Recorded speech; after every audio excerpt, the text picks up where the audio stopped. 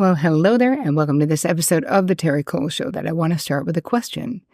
Do you find yourself saying, it has to be me? Like when there's a problem, when there's an issue, when something is going on, like it has to be me to fix this issue or to fix this problem or to move this thing forward. Do you feel overly responsible, really, is the question. Like everything would fall apart if you are not doing all the things. Because it's exhausting to feel that way. So if you're nodding your head, yes. Are you tired from doing all the stuff for all the people? Well, this episode, my friend, is for you. So we're going to be talking about traits of high-functioning codependency and the cycle that I often see with my clients, the cycle itself of codependency, what that looks like.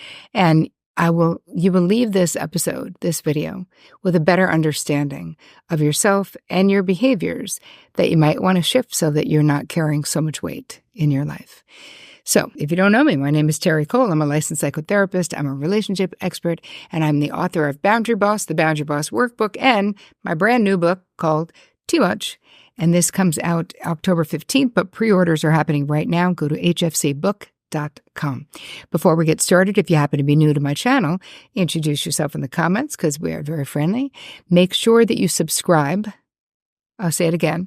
Make sure that you subscribe because so many of you are here and don't subscribe, and it doesn't hurt you, but it actually helps me. And hi, this is free. So please subscribe. It will not hurt you. Also, hit the bell icon so that you get notified when I roll out new stuff, which is every Tuesday and every Thursday. So let's move it on into today's content. I have been talking about high-functioning codependency recently because the book's coming out in October. Pre-order is happening now, as I just said. And in case you're new to what this is, let's talk about it. Let's get into it, shall we? I love it. So, according to me, what are the traits of being a high-functioning codependent?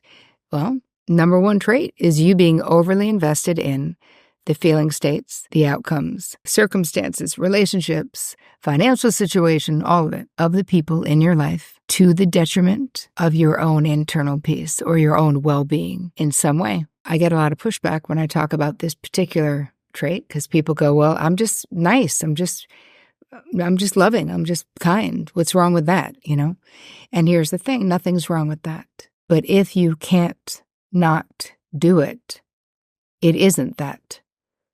If it's compulsive, if you're jumping to action for other people, if you are, and I'll get into it, auto-fixing, auto-advice giving, auto-accommodating, all the things, then that's not really niceness. That is HFC-ness, high-functioning codependency.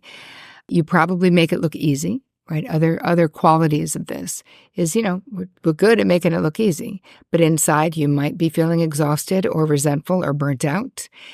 No one knows that you're suffering when you're in HFC because you're so busy and you're like, I got it. I'm good. Don't worry about it, right? We're all like, we're the I got it people. We're consistently sort of presenting a polished, everything is fine, nothing to see here type of vibe in life. We are very caring for other people, but we don't love it when other people are worried about us. We don't want to burden people. Anybody? Does that feel like you? All right, that's trait number one. Our overinvestment in the feeling states, outcomes, circumstances, situations, finances of the people in our life to the detriment of our internal peace. Number two, you might be a hyper helper or an unhealthy helper, right? There's a combination of things. So taking on other people's problems like they're your own, feeling like whatever is happening to someone else is happening to you. So I want you to put yourself in a situation that your best friend calls you and is in some kind of a crisis.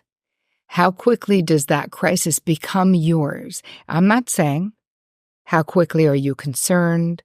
I'm not saying how quickly do you offer help. I mean, how quickly does it literally feel like their problem is now yours to fix, right? What's happening to them is now happening to you. And the quality of this, how you can tell, is that there's an urgency that you feel. It's like all hands on deck. Everything else, whatever I was doing, putting it down. I'm not doing that anymore because now I'm just doing this thing. So again, there is a reaction that we can start to see and feel in our own response, right? Where it's not even a response. It's just a knee-jerk reaction to someone else, someone that we love being in pain, having a problem, not getting what they want, whether it's in their career, whether it's in their relationship, and how quickly that becomes your problem. It's another thing where it's hyper helping, but there's also the unhealthy helping, which you really have to think, am I creating dependency or interdependency here? Like, am I encouraging my teenager to become independent, or am I encouraging them to be dependent on me? And it doesn't have to be a teenager. It could be a partner. It could be a work person. But I want you to think about, where are you doing things for others that they can and should be doing for themselves? And it could be like paying the rent for an adult child who can't seem to get it together financially, right? And you may say, well, I'm doing it because I love them and I can't let them be evicted from where they are or whatever. And yet we have to look at, whose side of the street are you on when you're making that decision about another grown adult, even if they're your child, right? There's a lot when you have the traits of being an HFC, it can be very difficult. This will lead me to trait number 3.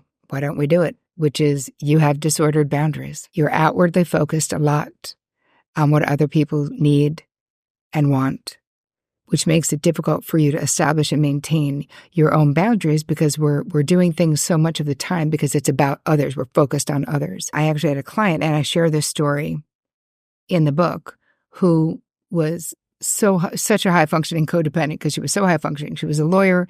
She worked at a law firm. She was one of the partners, worked there for 60 hours a week at least, and was also like the chair of the parent-teacher committee, and was organizing getaways for her and her tight girlfriends. And she was married and had 2 school-age kids as well. So all the things. And there was so much going on in her life, and she didn't realize how the bandwidth that she was bleeding by helping everyone. I mean, she would get overly invested in her babysitter, like, who was watching the kids, like her life, and her boyfriend had cheated on her. It was like this whole thing, but it was taking up time in my client's life and bandwidth. And one day, just a lot of things happened in a row, where a deposition went long, and then her assistant was out sick, and then she went home, and the babysitter was telling her all about her sick father, and was telling her about that she thinks that her boyfriend cheated on her again.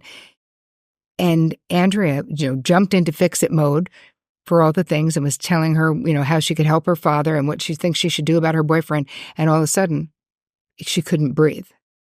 And she felt like an elephant was sitting on her chest. And she thought she was having a heart attack. She ended up in the ER and was really thought she was dying. That's what it felt like to her.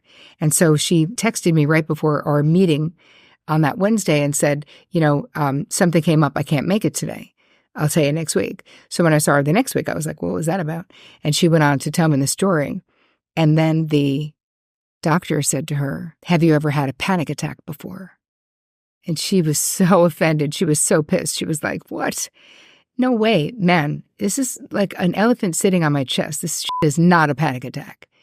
And, the EKG decided to disagree with her.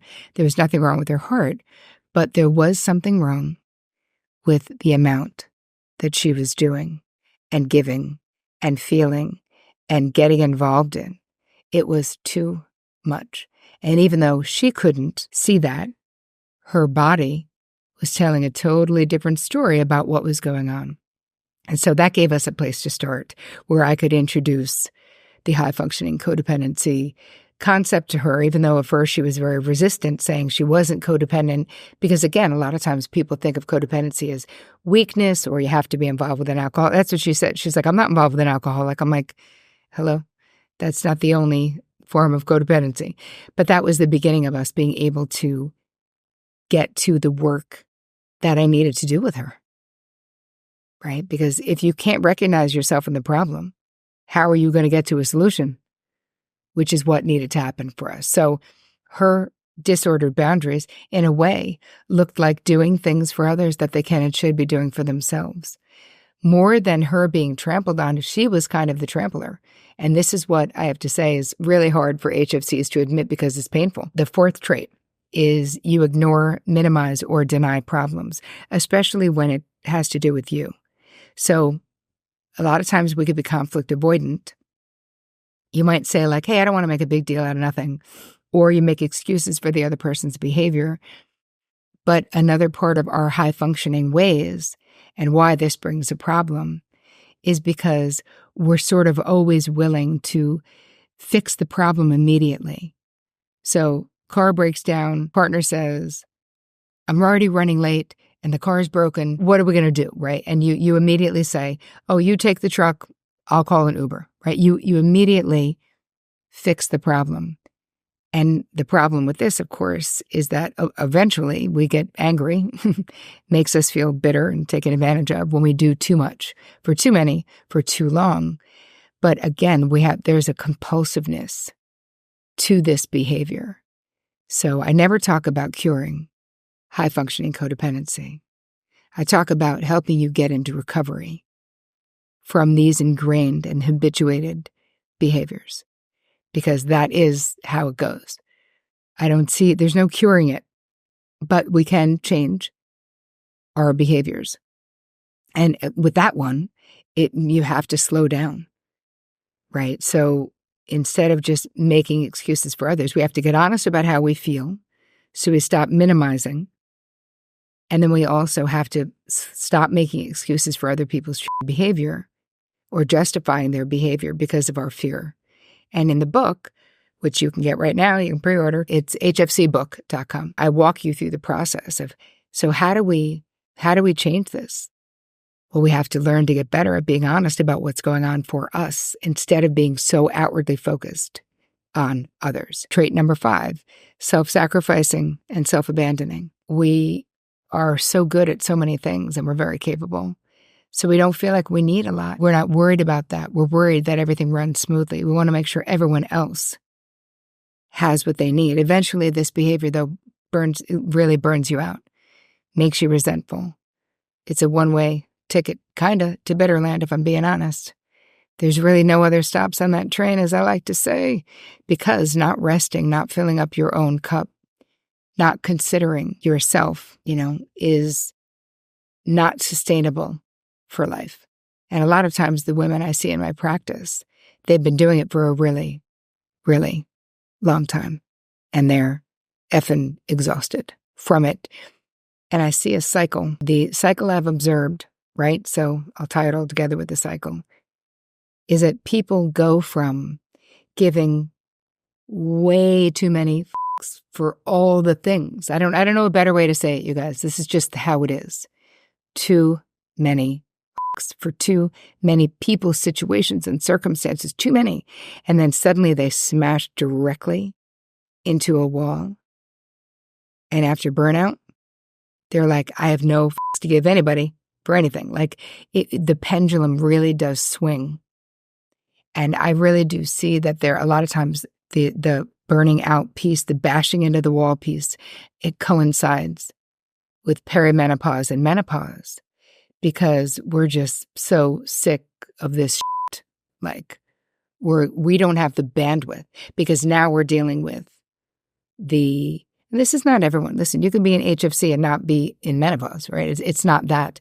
But I see that people really want to get into recovery from high functioning codependency once they've hit that wall because it is so painful, right? And that you don't want the existential loneliness that comes from being in a position of so much control.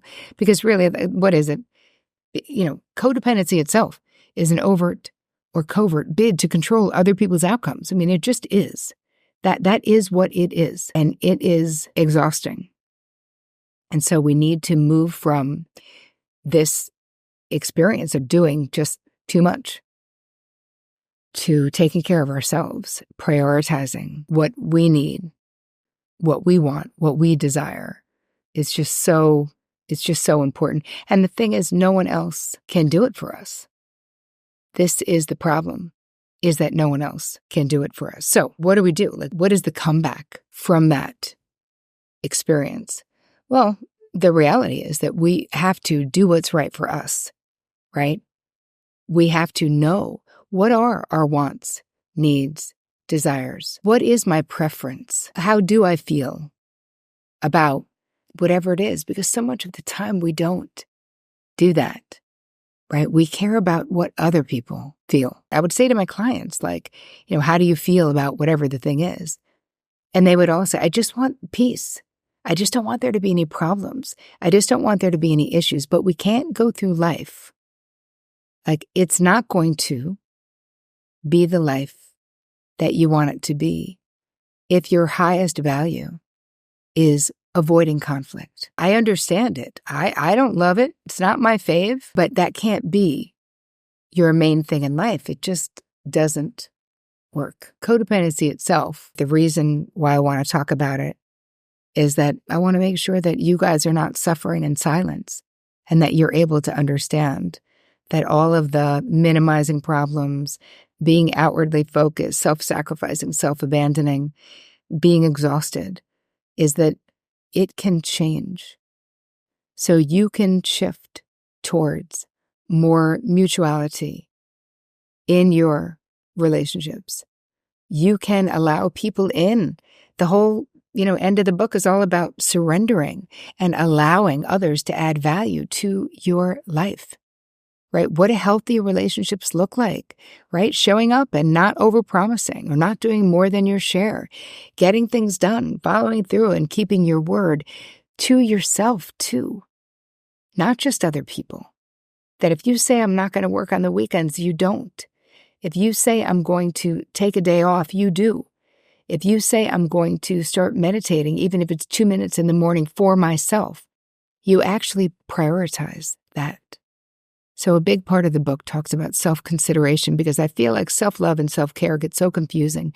Self-consideration in a real way is what you need to change some of these traits of high-functioning codependency. And we need to know when to ask for help, when to ask for support.